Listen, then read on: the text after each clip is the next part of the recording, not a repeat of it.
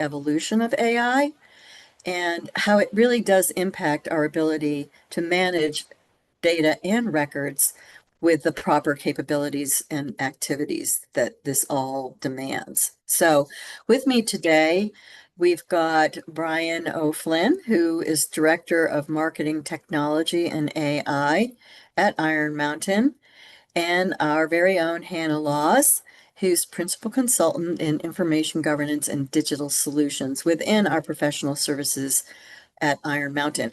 And both of them are just so connected and tuned in and always learning and researching what's going on within the technology aspect of artificial intelligence, as well as what all of that means to, again, our ability to compliantly manage data as everything is moving along so very quickly. So before we start, we do have a poll. So if we can advance to the poll, we're just really curious if you are actively using artificial intelligence in your roles today. You may be using it more in your personal lives, but just in terms of our professional experience, are you using AI? I think a lot of us are using it more in marketing and content. Many of us are starting to really think about rewiring how we do business. But so we're about even, which makes sense. So I think in the next year or so that, yes, it's probably going to definitely surge a bit forward beyond the no. And Hannah's going to be sharing some ways in which that's going to be happening. All right, so we pre-recorded the session as we usually do. We'll be back to you live in just under 40 minutes. We've got an opportunity for you to go ahead and ask questions. Hannah's going to be here live to answer them. So please don't hesitate to just fill up that Q&A section with your questions for us. So Matthew, if we want to go ahead and start the recording, I think we're ready to go. So thank you very much, Brian and Hannah, for joining us for this, I think, what will be a very interesting conversation.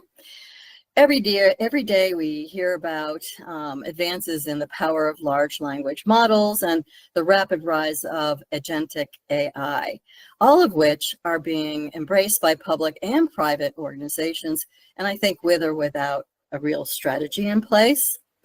A consultant I was talking to last week told me that we're in a phase where organizations are burning cash on AI, but it's not yet being optimized. So he also said that AI is changing the face of economics, and I certainly think that seems to be the case for good or for bad. So Brian, I'm starting with you because you've been guiding us through our AI journey. You were with us last year, you were with us the year before, and really helping us understand where this is all heading. So as this is featuring more and more prominently in how we do business, certainly it is here at Iron Mountain, and I'm sure other organizations as well, it's going to change how we do business, but it's also going to change in ways we live our lives too. So can you please just walk us through what's come to pass since we spoke last year? Any trends, surprises, things we should be on the lookout for? What is your sage advice, Brian? Thank you, Sue, and it's a pleasure to be back. And that consultant you mentioned was right on the money. 2023 and much of 2024 were absolutely the years of burning cash on AI. It was a period of widespread experimentation. But, you know, the past year has been defined by more of a pivot. The dominant question has really shifted from what can AI do to now what tangible value can AI deliver and how do we optimize? And this shift from experimentation to optimization is really a defining trend, and it's playing out across technology, across economics, and our social interactions. And, you know, from my perspective, three core themes have emerged. So first of all, we have this strategic imperative of relentless focus on optimization and enterprise value. Second, we have the incredible pace of technology advance, moving beyond simple text generation into true reasoning and multimodality. And third, we have that complex economic and social impact. So on the strategic front, look, the market is kind of focused now very definitely on enterprise needs, on those optimized performance, on profitability, on security. And it's not just talk.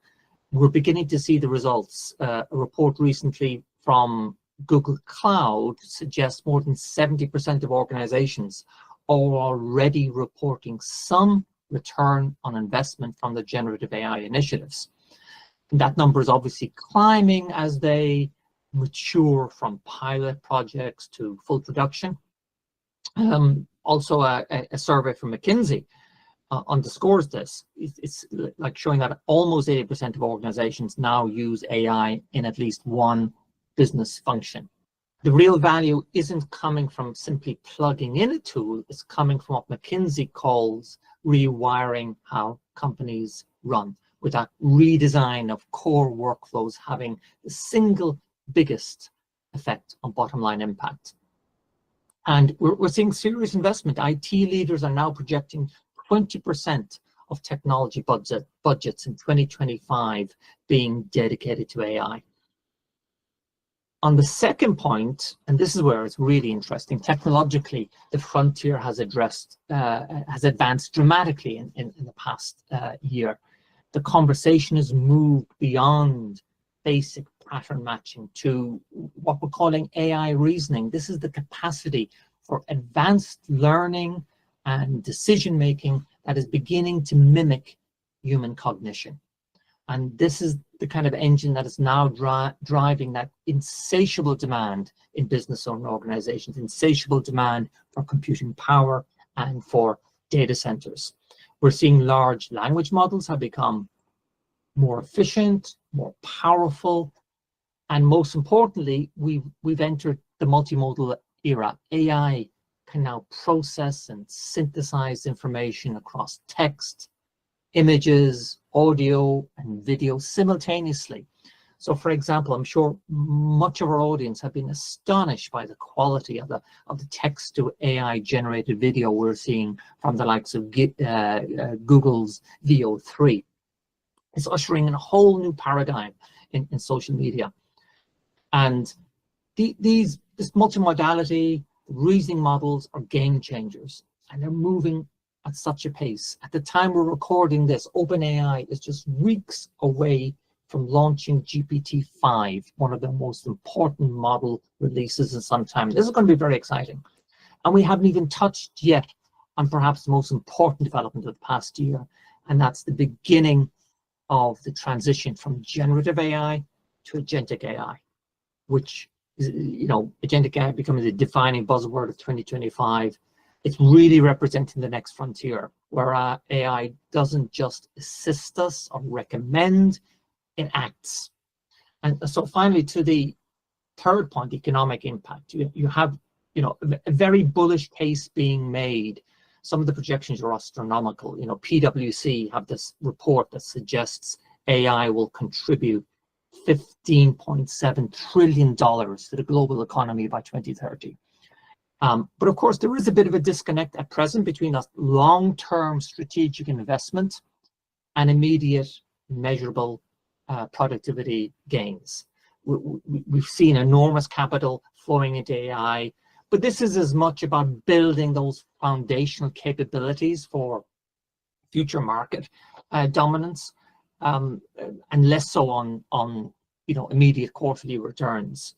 The more modest gains we're seeing now really reflect that friction we're seeing with, as McKinsey said, rewiring the organization. So and look, finally on jobs, World Economic Forum predicting now that by 2030, up to 170 million jobs will be created because of AI, with about 92 million current roles becoming redundant. Now, I'm not sure of the confidence levels of this cataclysmic shift, I mean, they're looking 5 years into the future when AI technology is advancing such a pace that what we're now considering normal would have been considered magical just 3 years ago. You know, Brian, it certainly seems like if we're not using AI, we're left behind. We will be left behind. And it's been interesting reading articles about what new jobs are going to be coming along, like even like trust agents and humans, like really going in and verifying data. Prompt engineers, it's all about the prompts to find out what you're actually going to get out of, you know, your searches in routines. But you know, Hannah, just quickly over to you. I do want to get back to Brian so he can explain a bit more about the role of agents, what agents are.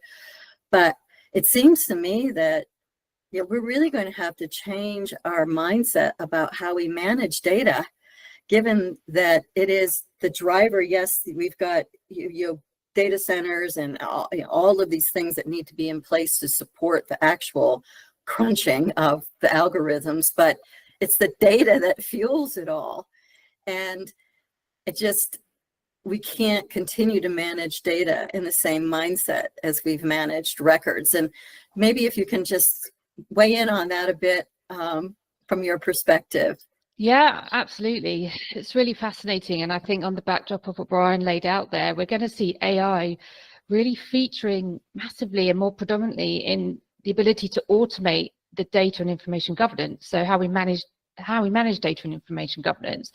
I mean, we're definitely seeing a seismic shift in how we do governance and how we're already seeing the market starting to move in that direction. That I see it as increasing that convergence of all the different governance practices we've historically had for information, for data, and for records, and now AI, and seeing those come together.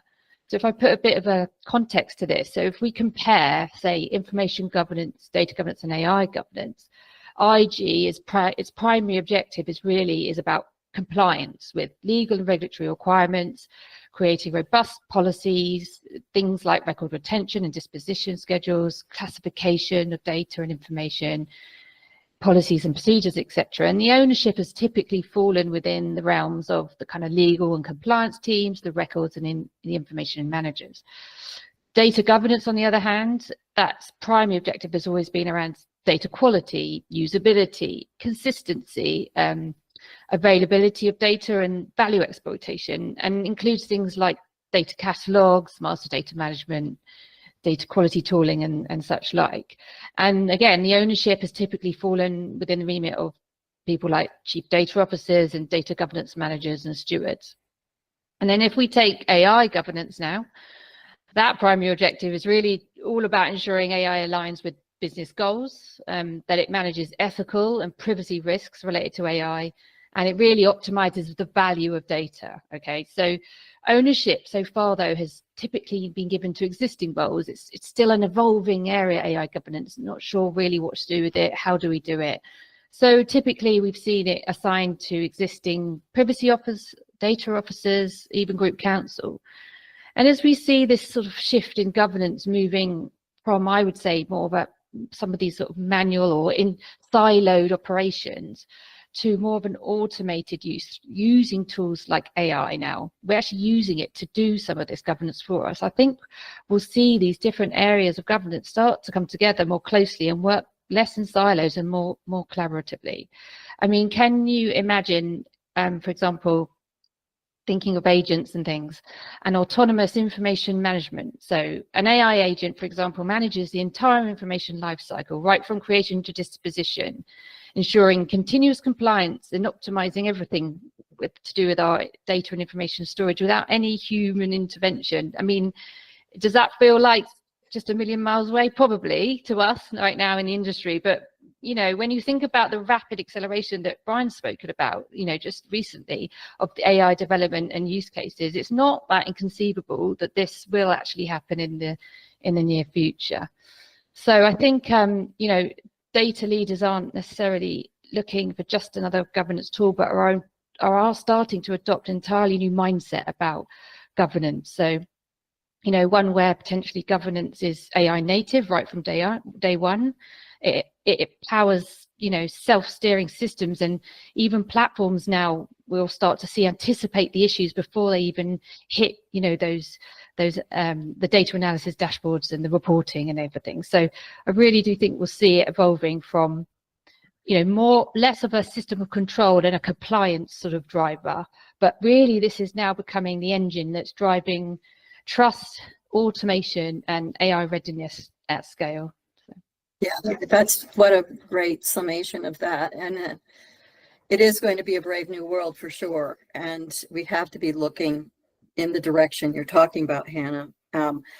It's so interesting what you said about AI native. It wasn't that long ago that we were talking about digital natives. Yeah. And we have just like fast forwarded now to a whole other space. And it's so true. I'm reading about banks that are being created now to be completely AI driven, AI based function from scratch. And of course, that's going to continue to happen. But Brian, let's go back and just have you give us a bit more detail about what agents are, because certainly we can foresee the use of agents to control the massive amounts of data that we've got and take over some of those, as Hannah was saying, those compliance elements that we've not really been able to get our hands around for decades. So if you could please just, what are agents? How are they different than bots? I mean, where is this taking us? For sure. And look, the rise of agentic AI is the next logical step in the evolution we've been discussing here. So at its simplest, an AI agent is essentially a software program to perform a specific defined task with some degree of autonomy. We can think of some of the tools we already use as consumers. For example, Netflix, their agents suggest content to us based upon our past viewing habits and preferences. Amazon recommends products to us using collaborative filtering and using data. Google Maps, when we're driving, it predicts traffic, suggests faster routes using real-time data. In business, we're seeing recruitment departments are increasingly using automated CV screeners. IT departments are using automated threat detection and response in their cybersecurity efforts.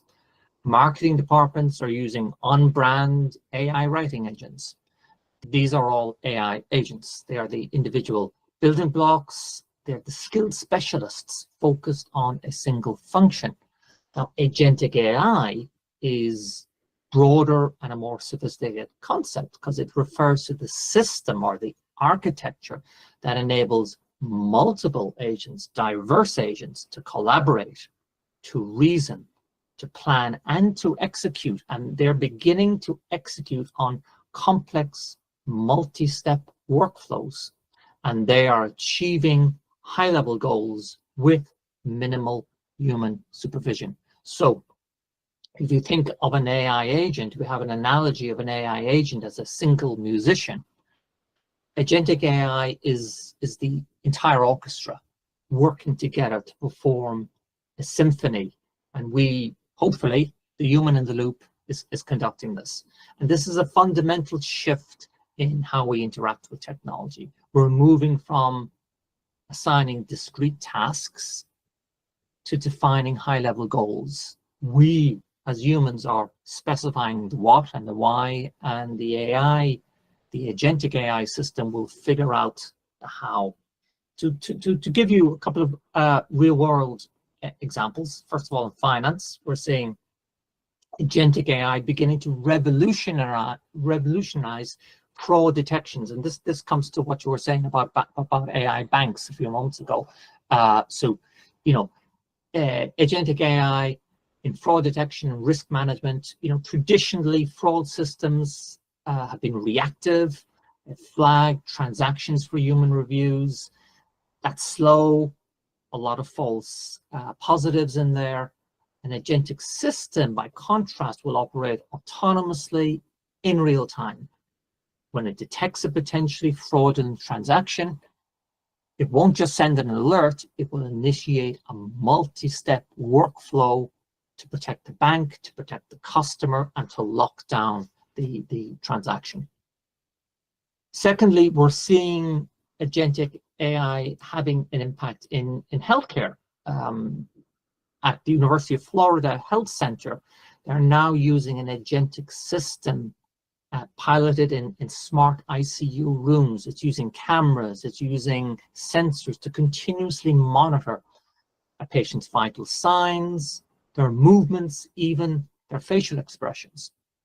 And it's amassing vast amounts of data per patient in real time. And it doesn't just flag anomalies, it interprets the data to anticipate problems like pain or early signs of an infection, and then it's proactively suggesting interventions. And this is often before the patient or clinical team is even aware of the problem. So these use cases reveal a common pattern. Agentic AI is creating this new automated supply chain for decision-making and action. It links previously siloed functions, data analysis, risk management, communication, monitoring. It's linking those together into a seamless, often autonomous flow.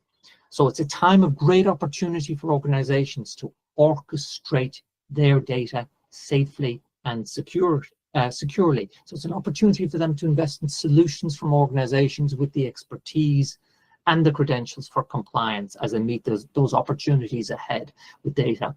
And you know, I think of our own Insight, Iron Mountain's digital experience platform, providing innovative solutions to critical data challenges for organizations. And we're doing that with the pedigree of an organization that has been protecting what has mattered for the past 70 plus years. So Brian and Hannah, I'm going to have to get back to you, but who's training these? Who's coding? Who's training these agents? And how are we sure that they're giving us the right responses? I mean, what is there then an agent that helps self-correct? One of the things that I have heard about is that for agents are going to be creating like reasoning cards, so that we're going to actually need to save logs so that we can see how they got to a particular decision, but even more importantly for an organization and optimization, how we can help them get better at the decisions they're making. I mean, the healthcare thing is kind of scary to me that we've got agents making these decisions, but who's behind the agents? Where's the human in the loop, I guess, Brian? Yeah, I mean, and that's a key point. Agentic AI will be increasingly autonomous, but we do need to keep that human at the top of the tree, making those key decisions. So I think it's going to be a balance between learning as we go along and building the confidence from results of agentic workflows that they can do things autonomously, but also building in within those diverse agents that supervisor agents are essentially controlling, that they have their own QA, that they have their own compliance agents looking and self-criticizing and self-correcting their own agentic workflows. It's an interesting area that I think is just going to continue to evolve. Can only imagine. So Hannah, over to you. Over the last couple of years, we've been hearing more and more rules and regulations, the compliance aspect of governing, right? The EU AI Act, something similar in Canada, states here in the like Colorado, California, whatever. Anything new that you've been hearing related to this burgeoning of the use of agents? Where are we at with the rules and regs and our ability to comply? Well, as is always the case with this sort of new and imminent technology, there's legislation is still sort of catching up. It's still, AI legislation in particular is still in its infancy to some extent, and is still evolving, and it's almost still a watch this space at the moment as the world really figures out how it wants to govern AI use, right? So it's like everything else, AI legislation and other legislation does vary across the globe. And if we have a look at that, first of all, some regions, as you say, like the EU, are taking probably what I'd call a much more comprehensive and proactive approach, while others, like in North America, a bit more piecemeal and state-led approach. And many countries are also developing sort of national AI strategies and guidelines. But the commonality across those is they're really emphasizing those ethical considerations and responsible innovation. So yes, we want to enable and allow innovation, but we do have to do it safely and responsibly, for the good of, like some of these use cases that we talked about, healthcare, for example. It's critical, right? We cannot really afford for things like that to go wrong. So some countries are opting to introduce new legislation as a result, very specific pieces, but others are adapting existing laws instead. And there is still this ongoing debate whether these new laws are, like I said, supporting or inhibiting innovation. So, are they too strong, too stringent, and are they going to hinder us in trying to benefit from some of the amazing outcomes we're getting from AI and this progression? But, really the timing of enforcement of some of these things is also something to think about. We put these new laws in place, but are people ready to start applying them, and can we enforce them yet? Again, there's discrepancies. Some countries are disagreeing with that, and others are saying, yes, move forward. We need to put this into practice. It's becoming, otherwise it's getting a bit too late. The risks are real, they're here now, and we need to progress. So, as I said, the world seems to be kind of watching broadly across these sort of two approaches: EU, North America, US, and the EU AI more specifically is really concentrating on asking member states to regulate this and enforce this now, and getting them to set up bodies enforcement bodies that will empower them to appoint AI regulators.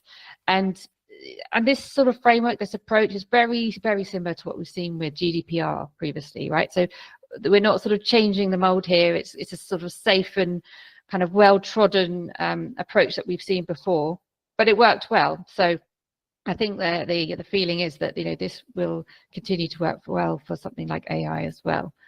And I think, yeah, it's about pragmatism. It's a risk-based approach, the EU AI Act. It's not so stringent that it can't be adapted to suit the risks. So it's very much considering the use cases, the type of AI, the models being used, and really putting in place the right safety guardrails that are appropriate and relevant to get that balance between innovation and control. And like you said, there's some of the states in America, so California, Colorado, and New York, they have passed or are considering their own AI-related legislation, and they've specifically thought about things like data privacy, algorithmic bias, and facial recognition to begin with. But they've also considered, the federal agencies have considered, like the Federal Trade Commission and the Equal Employment Opportunity Commission, are also using existing authorities to address AI-related issues. So, like I said, they're using existing frameworks that they can, rather than maybe putting in a brand new piece of legislation. But as I said, it's evolving. It keeps changing all the time. We just saw in January, the new executive order was signed to eliminate some of the federal AI oversight policies. So it's just quite difficult to predict where this is going to go on both sides of the pond, really. Yeah,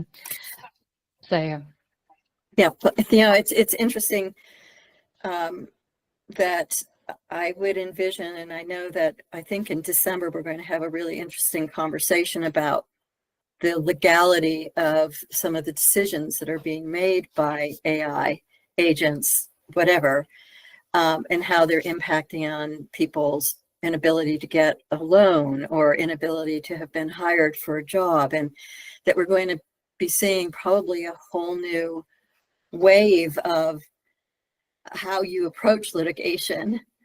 And we went through the whole e-discovery aspect, how many 20 or so years ago. This takes it to a whole other level, and the concept of data explainability. And explain the model to me in a way that I can understand it in a court system, or tell me where you got that data from and show me where you got that data. So the next question I have for both of you is, like, how do we think about how long we keep data? You know, we've always been in that mindset, Hannah, that eventually something comes to an end. Okay, there's certain things that are kept for a long, long time. We hate to say permanent because permanent is, you know, whatever. But do we keep data forever? Who makes those decisions? I mean, obviously, there are the data privacy elements of this in terms of protecting that data. What are your thoughts? And Brian, I'm going to start with you. Like, do we keep data forever? Is there a downside to it? I mean, obviously, we're cranking out data centers and they're becoming less popular because of all of the energy they consume and the way they're impacting communities. But over to you, Brian. How long do we keep data? So I think there's two elements here that AI is bringing into the mix that were not there before. And first of all is the AI model lifecycle. So retention policies, we now need to explicitly tie them to the life cycle of our AI models, because we need to retain the training data, not just for the but potentially to debug performance issues, conduct audits, be there for other compliance requirements. And then there's also the strategic business value, because data is the fuel that powers AI. So we need to assess the ongoing value of our historical data. Not all data is equally valid. So for example, several years of customer purchase history might be invaluable for an AI recommendation engine, whereas A/B test data from a website functionality of just 6 months after it happens, if this has been retired, it may have zero value. So businesses, in light of not just their own immediate business needs, but also, as you pointed out, thinking of the macro issues like climate and carbon emissions, etc. You need to weigh up. You have to weigh up carefully the balance of how much you need to retain, how long you need to retain that data for. Hannah, what are your thoughts? I mean, coming from the information governance angle. Yeah, I think, you know, we too often hear the terms data and records used interchangeably. So for me, the first critical thing is to really understand that distinction and educate your organization and update your policies and procedures and your governance to really clearly articulate what you mean by data records, what considerations need to be taken into account. Like Brian said, there's different types of data. Records are more clearly, I think we have a better, because of the history around retention schedules, we have a better view on retention of records, but data is less defined. There are some legal and regulatory requirements related to it, particularly obviously around personal information. But when you think about the breadth of data that we have, you know, it's created everywhere, right? Every single system is down to, you know, there's data stored in every single format everywhere, and it's not that the purpose of that data isn't always defined. You know, after it's been created and it's collected or it's retained, the purpose isn't always defined. So really it's about first establishing that for your organization, knowing what types of data you have, what purpose does it have, what applicable laws and regulations, you know, apply to it, and then just as importantly, what's your business need? So really evaluate why you are creating that data as a business, what do you need it for, what the purpose of it is for, and then you can start to bring all of that together and look at how long do we need to keep it. So really we need to evolve from records retention into records and data and information retention policies and schedules and management. So this is where that information governance piece comes in, because that requires different stakeholders from different parts of the organization, and now in the new AI world, to come together to establish that governance and those retention requirements, and being very clear. And it's not going to be an easy thing to do, but it has to be done. So thinking about your business operations, what data do you need to serve your customers, or any other legitimate needs that you need to retain your data for. They really need to be defined, because you want, for various different legal and regulatory reasons, and also cost and efficiency, and now AI data quality reasons, we want to minimize and ensure we have the best quality data that we can have. Yeah, I think there's another element to this too to factor in, the cost of the security around protecting this data from hacks and, you know, misuse. And I mean, every organization is being hacked, or at least the attempts are happening every day. And the more data you keep, the more potential there is for its exposure. Even at third parties, we're hearing more and more about how organizations are vulnerable because of the data they're storing, not on site, but off site. So let's begin wrapping it up. It's been great having subject matter experts who are really immersed in this on with us today, Brian and Hannah. But how do just sort of normal people doing their daily jobs try to stay on top of what you're learning through your, you know, your research and your ability to tap into McKinsey or tap into Gartner? How do we keep on top of the changes that are coming at us so quickly? Brian, you want to give us some ideas? Sure. I mean, look, the sheer volume of information on AI combined with the pace of change, all this can be quite overwhelming. So my recommendation is curate a small set of reliable sources. That may be subscribing to a few high quality newsletters or listening to a select group of podcasts. And the key here is cadence. You have to take in the new content on a frequency that works for you, while still ensuring that you're kept reasonably up to date because of the acceleration in change. On platforms like LinkedIn, follow just a handful of AI thought leaders to cut through the noise. People like Helen Toner or Ethan Mullock, you know, are great sources. And finally, look, go test, experiment. Remember to keep on exploring with your existing AI-enabled tools that you have access to in your workplace or personal life, because this new functionality is being dropped all of the time and they're being rolled out. So go test, experiment, and learn. We're all in a constant learning pattern with these. Thank you, Brian. I know every day I'm learning another term. It's just so quick. Hannah, any advice for our audience? Yeah, I mean, the same one about LinkedIn. Find those few, you know, key people leaders or thought leaders in the AI industry. That's what I do. That's an excellent source of information. Another one of my favorites is the IAPP Global AI Law and Policy Tracker. So that's obviously very privacy sort of focused, but they are tracking globally what's going on with law and legislation. So if that's something that you need to follow or are interested in, that's a great source of information. And they've got a whole AI governance kind of website, if you like, with lots of other useful tools and information, compliance checkers, all kinds in there. So that's a great source. And then you might want to actually consider some training for your organization and your colleagues as well, you know, improving your AI literacy as an organization, maybe some external training. And there's always people within your own organization who are actually maybe more on top of this than you. So try to build out forums or brown bag lunches, anything where those people who really are enthusiastic come along and they can share some amazing insights sometimes as well.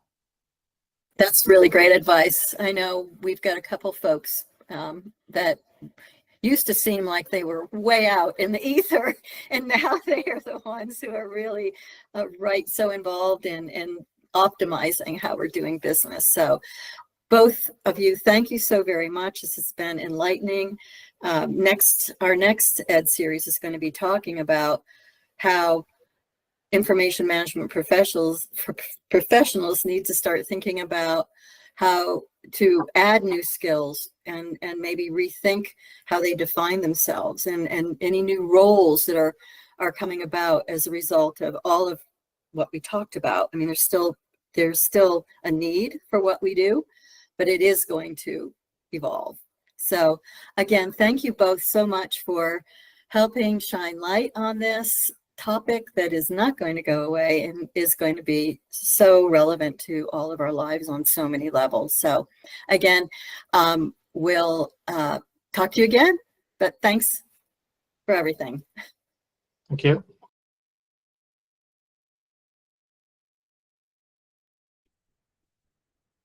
Okay, I think we should be back live, and Hannah's with us as well. So let's get to answering some questions.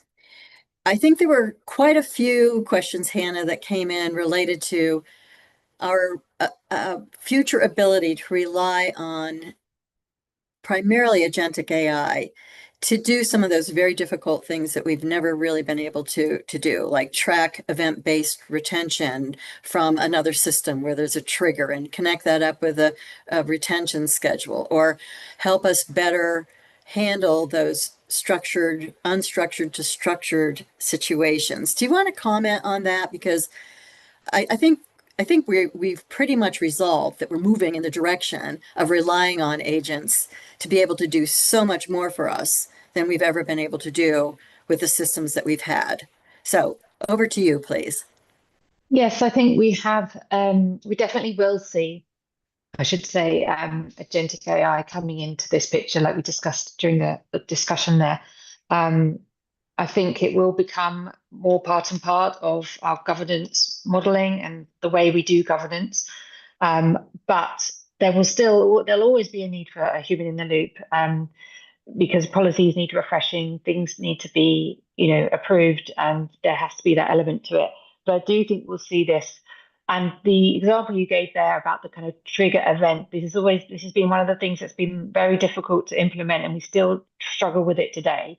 And absolutely, I can see that being a massive help in those scenarios, in those use cases. So I think we're going to see that happen. I haven't seen that yet, but I do think it will come. What I have seen today, though, is we are already using AI in many ways to help with the unstructured and structured data piece. So the remediation of legacy data. And if I talk particularly in the unstructured space, we already do use it ourselves in tooling that we have at iMountain, and I've seen it. I won't talk about like specific solutions, but there's many out there at the moment that are already using it, and it's a great way to speed up and accelerate that remediation quickly, relatively cheaply. And again, there is an element of human loop in the loop there. So it's not full agentic AI, but it is AI that's able to look inside documents when you don't have much metadata about it at all. Maybe you only have that date created and the time last access, those kind of typical metadata fields, and there's not a lot more. We can use AI to quickly analyze documents and suggest what they might be and put context to that. And that's the important bit. So, you have your retention schedule and your classification scheme, or we can use the AI to identify those themes, put it into context what that document's about based on other documents that are also in that folder or have come from that department. And it can then look at your retention classification and suggest, what label we should use and what retention record class and retention we should apply to it. So we can already do that today, and we're doing that to help our clients. But the agentic bit is the bit that is watch this space, because that's going to be the really exciting bit about how, like you say, the life cycle of that record and how does it interact with other applications, other systems, to be able to say, okay, that customer, has closed their account. Let's talk back to this other system, and implement that trigger, that date. That's going to be really exciting, and I can definitely see that coming in the future. Yeah. I mean, another prevailing question is always around data retention versus records retention, and I think you were quite clear that they are different things. Records very much controlled by all the rules and regs and compliance things that have been out there for a long time. And Brian remarked on how data may be dependent on that AI model lifecycle, or certainly the business value of the data, which isn't necessarily driven by any sort of regulation.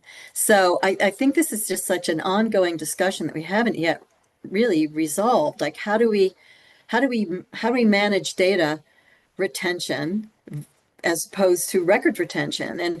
And how do we start that process to help our audience and our information governance practitioners like understand the convergence, but the divergence as well? What are your thoughts on that, Hannah? Because there were a couple of questions that came through. There's been some great comments actually, hasn't there, in the chat as well about this. So, should there be some additional cross training? My first thoughts are that the retention schedule has typically, is a record retention schedule, but we should be including data in there. We should be applying retention for many reasons. If it's not a legal or regulatory reason, there are business reasons to apply retention to data for various different benefits. In particular, cost, right? Cost savings, environmental impacts, efficiency gains, reduction of the impact of a cyber threat. We want to, minimize our data if possible, but we also need data. We need it now. Actually, there's a bit of a conflict because we need more data to put into the models to have better AI outcomes. So there's now this sort of tug of war really between data minimization for those benefits and then needing more data for AI. So there's all that to contend with as well, which is going to make it more complicated. But I think the first step is acknowledging that we should have a data retention schedule as well as a records, and maybe they can come together. And like we've discussed in the chat, is that the role of the records manager, or the information governance manager? And therefore, does that person need to skill up? And that's going to be, I guess, discussed in the next session. But I think the first step is acknowledging that it needs to be looked at, and then potentially, yes, incorporating it into your retention schedule.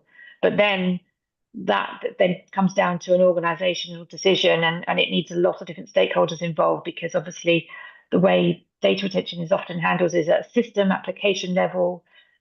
Should it be more granular than that? And I talked in the discussion there about the purpose of processing the data comes into effect here. So it's about getting the right stakeholders around the table, and potentially up and coming up with an approach, a governance approach that you want to take as an organization for data retention as well as records retention.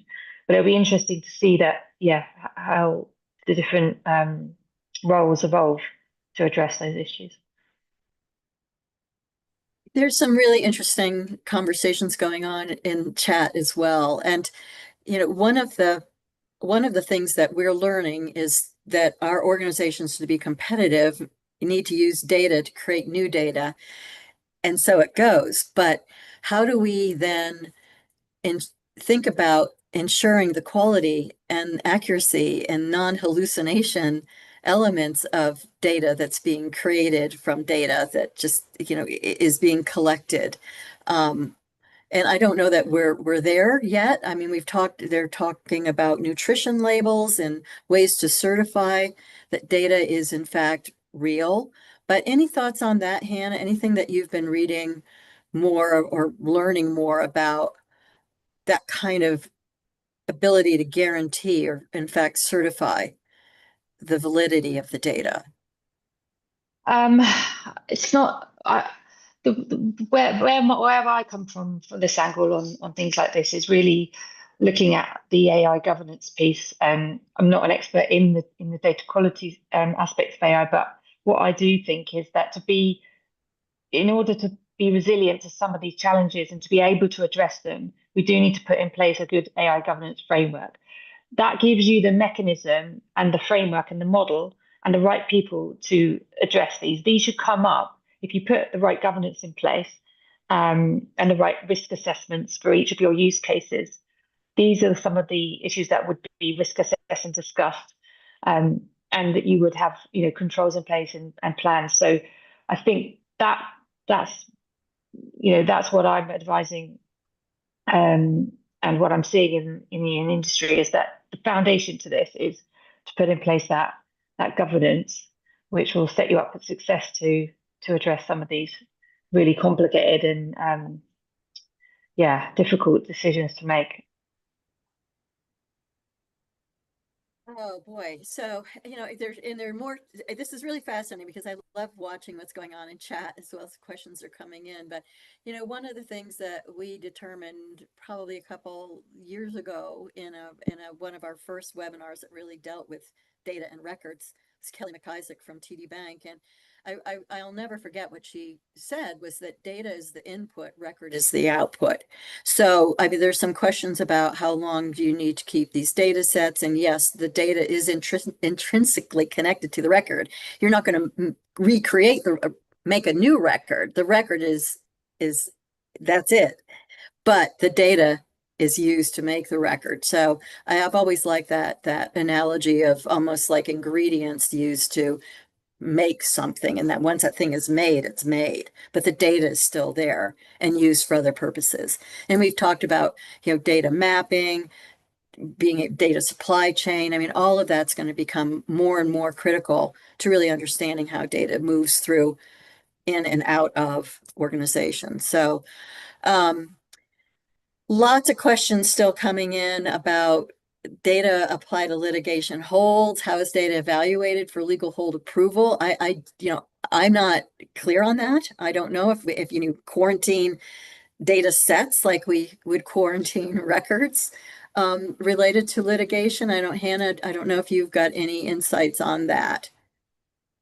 Well, I think the same principles apply, right? So if we consider, I think there's some comments there around, data is part of the record, and they're not, they're different. They can be different things in the textbook terminology, but in reality, data moves around. It can be part of a record, and it can change over time as well. So I think it's just a lot more complex. But the principles apply. The same principles apply. If it's evidence, then it can be part of litigation, and yeah, and obviously it's a bit case law relevant, right? So when these issues come to bear, we'll learn and we'll figure out better ways to do it. I guess. So. So yes, in my view, the principles are still there, but we might have to, the way we tackle it and the way that we manage it may be different. Yeah, yeah. And I think it'll be interesting. The plan is for our December webinar to really play out that scenario with a lawyer from Google, one from one of our federal areas in the United States, moderated by Galina Datskowski. So that could be really eye-opening in terms of the direction that's moving in. I think I like this question about ROC cleanup aiding an AI model query performance. I think we've always advocated data minimization through ROC cleanup. Get rid of the redundancy, get rid of the things that don't have the value, that could clutter or get in the way of outcomes from any AI model. Hannah, any thoughts on that as well? Yeah, well, we for sure are seeing people now wanting to address these issues and these challenges around there and dark data, the ROC remediation. In the past, people knew it was an issue, but it just wasn't big enough risk, or for whatever reason, they weren't really tackling it. But we are seeing a big influx of queries and people coming to us for help with this issue at the moment. And I think this is massively driven by the AI and data quality issues and data governance. So it's really interesting to see that now. And I mean, I'm working on projects daily, and it's still the same statistics that we're seeing is that 60-70% of the data we're discovering is rot. I say data, so this is another point: documents, unstructured, whatever it is. This is my point. We're using the term data again, but yeah, we absolutely are seeing that as a problem, and companies, organizations really wanting to address it, and they are now. And because, like I discussed earlier, we've got the advancements with the ability to utilize AI to help us do this quickly, efficiently, and at relatively low cost. It's much easier to do now. So yeah, it's beneficial in so many ways, AI readiness, but also remediating those risks, like I said, of of having data that could be a liability to you because you've hung on to it and you didn't realize. If it's discoverable, it could be a risk to your organization. I've got one last question, and again, it's one that's just out there all the time.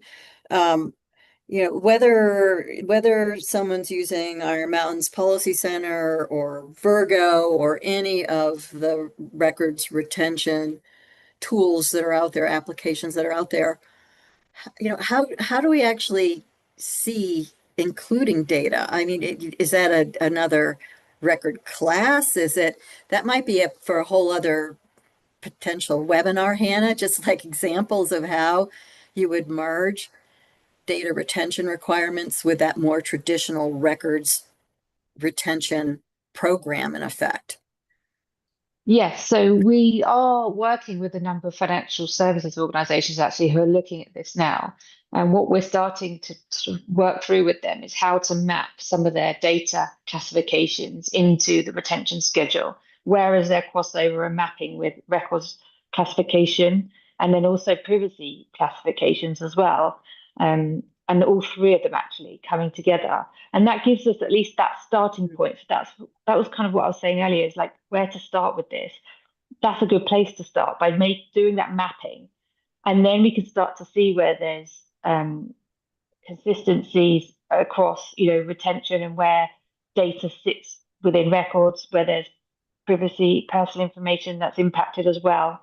And I think, I saw just today on social media around, if you have an incident these days, a cyber incident or something, you've now got sort of 4 or 5 different governing or regulatory bodies that you potentially have to report to, with different reports to different people within different timescales, 24 to 72 hours, for different reasons. And so anything like this where we can map things together and have that view, be able to see different views, helps us to assess the impact, helps us to respond quicker to the events, helps us to report back to the regulator quicker.